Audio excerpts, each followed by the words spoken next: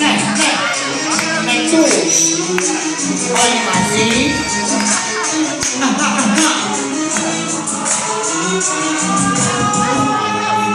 Τα πάντα τα άκουσα πως θα τα πίνεις αναφέρεις το όνομά μου. Με μένα να μου δεν είμαι ο Παπαδόπουλος. Άκουσα πως κάθε βράδυ ξενύχτα στα μπαρ. Τώρα που γυμναστικός θα ρω πως ο Ευαγγελόπουλος. Άκουσα επίσης πως θες να μου μιλήσεις. Για προσπαθήσεις θα πω αναπάντητες κλήσεις και μηνύματα που πρέπει να τα σβήσεις. Μόνο μου είμαι αλλού να με συγχωρήσεις. Πριν αρχίσεις, στήριξα και έλειξες. Σαν την κόμενα του κάμου κατέληξες. Τότε είχατε γίνει όλα όπως τα θέλησες.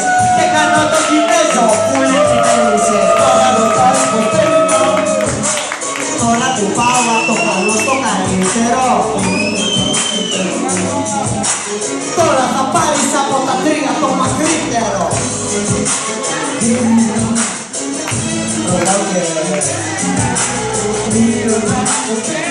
Δεν είναι καλά.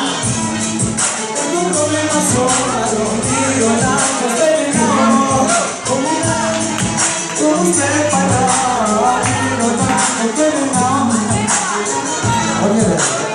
Έχω ψηφοδία.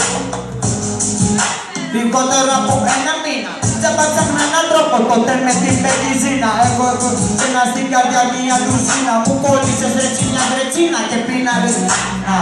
Μου έχεις γίνει κολλητσίτα. Τώρα στην Αθήνα τώρα. Σου γράφω κομμάτια και σε ξέρει όλη η χώρα. Είσαι γνωστή παντού, κομμένα του πατού.